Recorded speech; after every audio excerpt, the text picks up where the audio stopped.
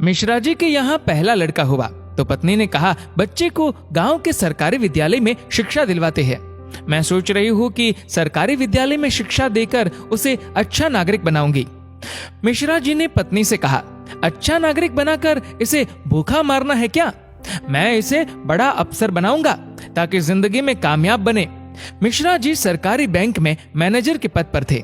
पत्नी धार्मिक थी और इच्छा थी कि बेटा संस्कारी बने, लेकिन मिश्रा जी नहीं माने। दूसरा लड़का हुआ। पत्नी ने जिद की। मिश्रा जी इस बार भी ना माने। तीसरा लड़का हुआ।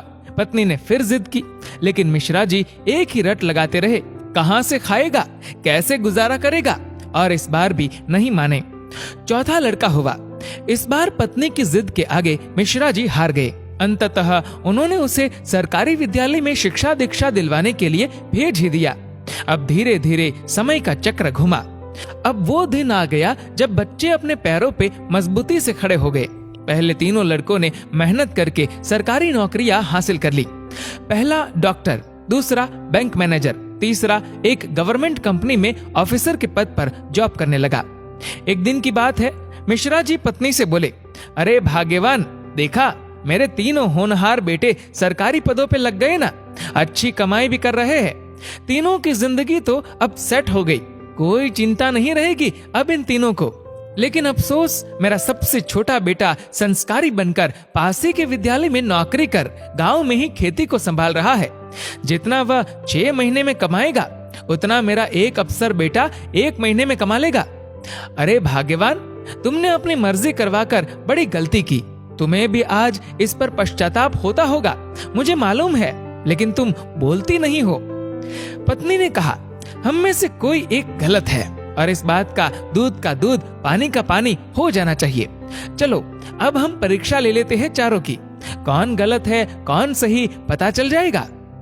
दूसरे दिन शाम के वक्त पत्नी बाल बिखरा अपनी साड़ी का पल्लू फाड़कर और चेहरे पर 1-2 नाखून के निशान मारकर आंगन में बैठ गई और पतिदेव को अंदर कमरे में छिपा दिया। बड़ा बेटा आया, पूछा, मम्मी क्या हुआ? जवाब दिया, तुम्हारे पापा ने मारा है। पहला बेटा बोला, बुढ़ा सठिया गया है क्या? कहाँ है, बुलाओ। मम्मी ने कहा, वो घर पर नहीं है, बाहर गए हैं। पहला बेटा बोला, आए तो मुझे बुला लेना, मैं कमरे में हूँ, मेरा खाना निकाल दो, मुझे भूख लगी है। ये कहकर कमरे में चला गया। दूसरा बेटा आया, पूछा तो मम्मी ने वही जवाब दिया। दूसरा बेटा बोला, क्या पगला गए हैं इस बुढ़ापे में? उनसे कहना चुपचाप अपनी बची कुची जिंदगी गुजार ले। आए तो मुझे बुला लेना, और मैं खाना खाकर आया हूँ, सोना है मुझे। अगर आए तो मुझे अभी मत जगाना, सुबह खबर लेता हूँ उनकी। ये कहकर वो भी अपने कमरे में चला गया। तीसरा बेटा आया। वजह पता चलते ही वो तो आग बबूला हो गया। इस बुढ़ापे में अपनी औलादों के हाथ से जूते खाने वाले काम कर रहे हैं। इस बेटे ने तो मर्यादा की सारी हदें पार कर दी। ये कहकर अपने कमरे में चला गया। मिश्रा जी अंदर बैठे बैठे सारी बातें सुन रहे थे। ऐसा लग रहा था कि जैसे उनके पैरों के नीचे से जमीन खिसक गई हो और उनके आंसू नहीं रुक रहे थे।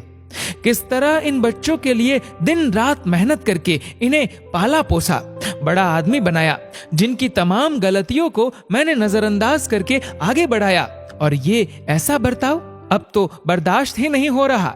इतने में चौथा बेटा घर में ओम ओम ओम करते हुए अंदर आया। माँ को इस हाल में देखा तो भागते हुए आया। पूछा तो माँ ने अब गंदे गंदे शब्दों में अपने पति को बुरा भला कहा। तो चौथे बेटे ने माँ का हाथ पकड़कर समझाया कि माँ, आप पिताश्री की अर्धांगिनी हो, वो आपके बिना अधूरे है। अगर पिताजी ने आपको कुछ कह दिया तो क्या हुआ? मैंने पिताजी को आज तक आपसे बदतमीजी से बात करते हुए नहीं देखा। वो आपसे हमेशा प्रेम से बातें करते हैं। जिन्होंने इतनी सारी खुशियां दी, आज नाराजगी से पेश आए तो क्या हुआ? हो सकता है आज उनको किसी बात को लेकर चिंता रही हो ना हो माँ, आपसे कहीं गलती जरूर हुई होगी। पिताजी आपका कितना ख्याल रखते हैं, याद है ना आपको? 6 साल पहले जब आपका स्वास्थ्य ठीक नहीं था तो पिताजी ने कितने दिनों तक आपकी सेवा की थी। वही भोजन बनाते थे, घर का सारा काम करते थे, कपड़े धोते थे। तब आपने फोन करके मुझे सूचना दी थी कि मैं संसार की सबसे भाग्यशाली औरत हूँ। तुम्हारे पिताजी मेरा बहुत ख्याल रखते हैं। इतना सुनते ही माँ बेटे को गले लगाकर फफक फफक कर रोने लगी।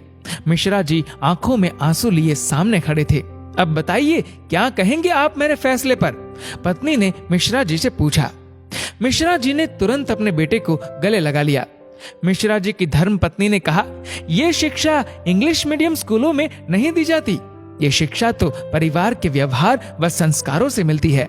अब मिश्रा जी को एहसास हुआ, जिन बच्चों पर लाखों खर्च करके डिग्रियां दिलाई वे सब तो नकली निकले। जीवन का अंतिम समय कैसे व्यतीत होगा, इसका फैसला आपका धन नहीं बल्कि आपके द्वारा किए गए व्यवहार और दिए हुए संस्कार तय करेंगे। दोस्तों, इस वीडियो को लेकर आपकी क्या राय है नीचे कमेंट करके जरूर बताएगा। और अगर आपको वीडियो अच्छा लगा हो तो इस वीडियो को लाइक करेगा, शेयर करेगा ज्यादा से ज्यादा लोगों तक। और ऐसे ही और भी इंस्पिरेशनल वीडियोस के लिए सब्सक्राइब करें हमारे यूट्यूब चैनल को और फेसबुक पर फॉलो करें हमारे पेज को। धन्यवाद।